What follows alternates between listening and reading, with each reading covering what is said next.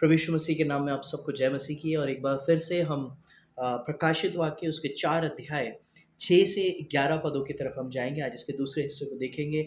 पिछली बार हमने इस बात को सीखा था कि कैसे प्रकाशित वाक्य उसके 4 अध्याय और 1 से लेके 5 पद के अंदर हमने बहुत सी बातों को सीखा और समझा था। और आज हम इस बात को सीखने समझने की कोशिश करेंगे और ये स्टडी मोड पे रहेगा। हो सकता है मैं अपने बाइबल के साथ चीज़ों के साथ आपके साथ बोलूँगा, बातचीत करूँगा। अ, परमेश्वर का वचन जो है हमें आगाह कर रहा है इस आने वाले समय में कि हम इस किताब को पढ़ें, इस किताब को समझें कि आने वाले समय में किस तरह की बातें और किस तरह की घटनाएँ होने वाली हैं और हम मसीहों को ख़ासकर जागने की ज़रूरत है। और प्रकाशित वाक्य की किताब हमें इस बात के लिए एनकरेज करती है, प्रकाशित वाक्य की किताब हमें इस बात के लिए प्रोत्साहित करती है कि हम परमेश्वर के वचन में जागें। और मैं आपके सामने पढ़ना चाहूँगा प्रकाशित वाक्य उसका चौथा अध्याय और उसके छठे पद से यहाँ लिखा है, और उस सिंहासन के सामने मानो बिल्लौर के समान कांच का सा समुद्र है। सिंहासन के बीच में और सिंहासन के चारों ओर 4 प्राणी हैं, जिनके आगे पीछे आँख ही आँख है। अब ये एक सिंहासन का या उस स्वर्ग का जहाँ पर परमेश्वर का निवास स्थान है, उसका एक वर्णन है। और उस वर्णन में बताया कि सिंहासन के जो चारों ओर हैं वो 4 प्राणी हैं, और उससे पहले आप देख रहे हैं वहाँ एक काँच का समुंदर है, यानी पारदर्शिता है, खुलापन है। और यहाँ पर जब हम आते हैं इस वर्ड्स के अंदर, तो यहाँ 4 प्राणी, ये जो 4 अंक आया है, जो 4 नंबर आया है, ये 4 जो नंबर है ये आपको 4 दिशाओं के विषय में, 4 मौसम के विषय में बताता है, जिसका संबंध दुनिया से जो भी लेना-देना है या दुनिया की जो चीज़ें हैं उसके विषय में आपको बताया जा रहा है। और इस दुनिया को परमेश्वर ट्रांज़िशन में लेकर जा रहा है। यानी दुनिया जो है एक बदलाव की तरफ जाएगी, या 4 एक बदलाव आएगा उस तरफ। ये बातें मतलब बता रही है। 4 जो चीज़ है, जो 4 नंबर है, ये दिशाओं, मौसम के विषय में है और एक ट्रांज़िशन यहाँ पर हम होता हुआ देखते हैं। और यहाँ पर फिर एक बात लिखी है कि सिंहासन के आगे पीछे आँख ही आँख है। अब ये जो आँखें हैं, आँखों का काम क्या है? आँखों का जो काम होता है वो होता है परखना।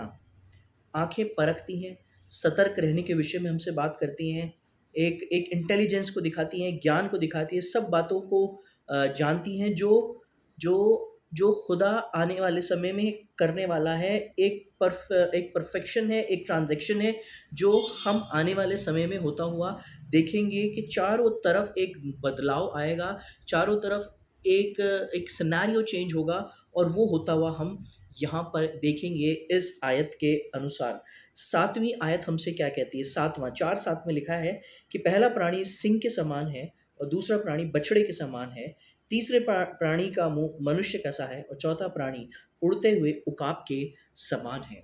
अब यहाँ पर हम देखते हैं कि यहेजकेल 1 अध्याय 4 से 24 पद के अंदर भी हम एक वर्णन देखते हैं, और यहाँ हम देख रहे हैं कि सिंह, बछड़ा, मनुष्य और उकाब। तो ये सिंह, बछड़ा, मनुष्य और उकाब हमें क्या बताता है? हमें हमें किस तरफ इशारा करते हैं? जैसा मैंने आपसे कहा था, हम स्टडी को वर्स बाय वर्स करेंगे प्रभु के अनुग्रह में। और यहाँ सिंह जो है, सिंह या लायन, वो एक ग्लोरी या खुदा के जलाल को दिखाता है, परमेश्वर की ग्लोरी को दिखाता है। और जो बछड़ा है, जो बैल है, वो एक ताकत या पावर को शो करता है।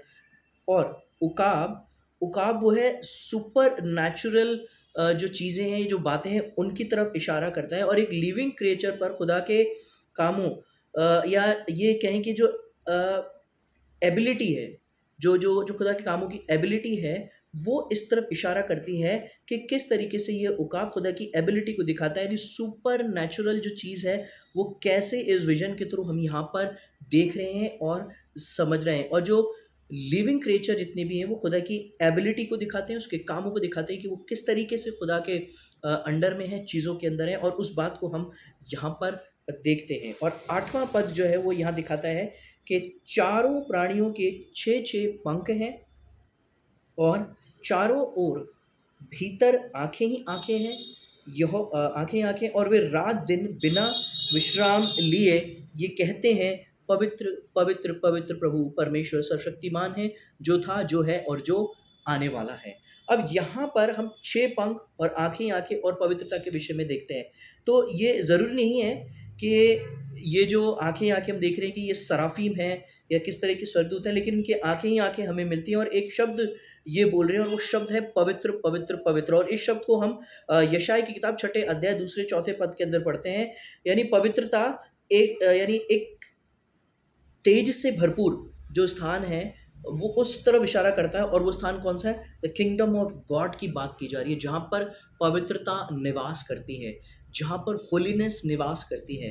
और परमेश्वर हमसे चाहता है कि इससे पहले कि हम उसके निवास स्थान में जाएँ, इससे पहले कि परमेश्वर की इच्छा के अनुसार हम वहाँ पहुँचे, हमारे जीवन में परमेश्वर उस पवित्रता को भी देखना चाहता है और हमें जताता है कि हम उस पवित्र परमेश्वर के पास यदि हमें पहुँचना है, तो हमें उस तेजों में परमेश्वर की तरफ बढ़ना है, तो हमें किस रूप में अपने आप को अंदरूनी रूप में ट्रांज़िशन हमें करना होगा स्पिरिचुअली। और ये किंगडम ऑफ गॉड की बात यहाँ पर हो रही है कि पवित्रता जो है वो किंगडम ऑफ गॉड में निवास करती है, उस स्थान पे रहते हैं। 9वीं वर्ष के अंदर यदि आप देखें तो यहाँ 9वीं वर्ष हमसे साफ कहती है कि जब वे प्राणी उसकी जो सिंहासन पर बैठा है और जो युगानुयुग जीवता है, महिमा, आदर और धन्यवाद हम उसके करेंगे। लेकिन जब आप प्रकाशित वाक्य पढ़ते हैं तो ज़रूरी नहीं है कि आप हर वर्ष का कुछ ना कुछ मतलब निकालें, कुछ ना कुछ चीज़ें स्ट्रेट हैं, जैसा लिखा है वैसे हमें उसको एक्सेप्ट करना है। जैसा कि 9वें पद के अंदर लिखा है कि महिमा, आदर और धन्यवाद, क्योंकि उस स्थान से केवल और केवल यीशु मसीह ही है या परमेश्वर ही है जो जय पाकर उस सिंहासन पर बैठा है और आदर, महिमा और धन्यवाद केवल उसका वहाँ पर किया जा रहा है।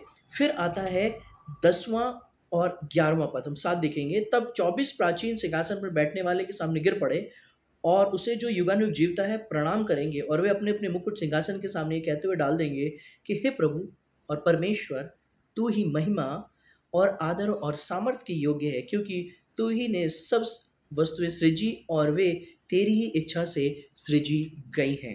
अब यहाँ हम क्या देखते हैं, यहाँ पर अगर आप देखें जो 24 प्राचीन हैं, यहाँ पे प्राचीनों के विषय में अगर आप देखें पहला तीमुथियुस, अगर आपके पास बाइबल है, अगर आप निकाल सकते हैं, तो आप एक बार खोलें मेरे साथ बाइबल। पहला जो तीमुथियुस की पत्री है, हम उसकी तरफ जाएँगे।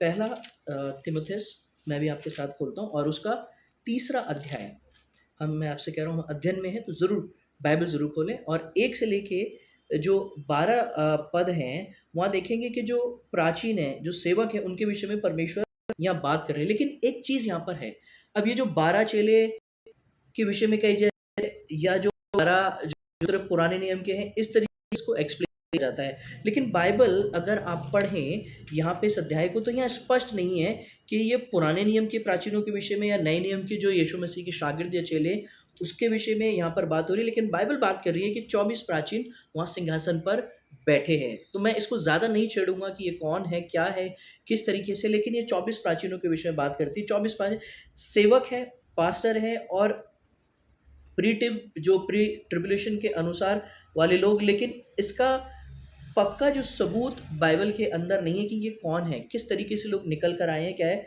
बाइबल इस विषय में खामोश है, जैसे मैं आपसे कह रहा हूँ, वो खामोश है। लेकिन जहाँ खामोश है, हमें भी वहाँ खामोश होना है, क्योंकि जब हम इसको पढ़ रहे हैं, ये बहुत गंभीर विषय है। प्रकाशित वाक्य की किताब बहुत ही गंभीर है। दूसरी बात, जब हम यहाँ देख रहे हैं, यहाँ पर जो जो एंड हो रहा है, जब इस वर्ष का एंड हो रहा है, जब इसको इसको यूहन्ना एंड कर रहा है, तो एंड किससे हो रहा है? वर्शिप के साथ इसका एंड हो रहा है। और हम यहाँ पर वहाँ वर्शिप ही करेंगे, यानी हम वहाँ पर परमेश्वर की आराधना करेंगे। और वर्शिप क्या है? वर्शिप जो आप गीत गा रहे हैं या जो आप कर रहे हैं, ये तो स्तुति है। लेकिन वर्शिप क्या है? वर्शिप है परमेश्वर का धन्यवाद करना, जैसे 9वें पद में कह रहा है, महिमा, आदर और धन्यवाद, ये है वर्शिप। अपने आप को चढ़ाना, अपने आप को देना, यही आराधना, यही वर्शिप है। और हम यहाँ जो कर रहे हैं वो एक प्रैक्टिस है और वहाँ जो करेंगे वो अनंत काल के लिए हम करेंगे। सुप्रियो, हमारा ये चौथा अध्याय यहाँ पर समाप्त होता है और इस चौथे अध्याय के अनुसार परमेश्वर का वचन आपसे और मुझसे ये कहता है कि हमें सजग रहना है, क्योंकि परमेश्वर की आँखें, परमेश्वर हमें देख रहा है। वो बल के साथ आएगा। वो जो उसका मनुष्य का स्वरूप है, वो ज्ञान और बुद्धि को जो हमें दिखाता है, जो हमें बताता है, वो बुद्धि और ज्ञान से भरा हुआ परमेश्वर है। वो परमेश्वर आत्मिक रूप से हमें इस विषय में बताता है कि उसके राज्य में पवित्रता वास करती है और वो ही हमारे जीवन में चाहता है कि अंत तक खड़े रहें और प्राण देने तक विश्वास योग्य रहें और परमेश्वर की महिमा करें। प्रभु आप सबको आशीष दे। May God bless you all.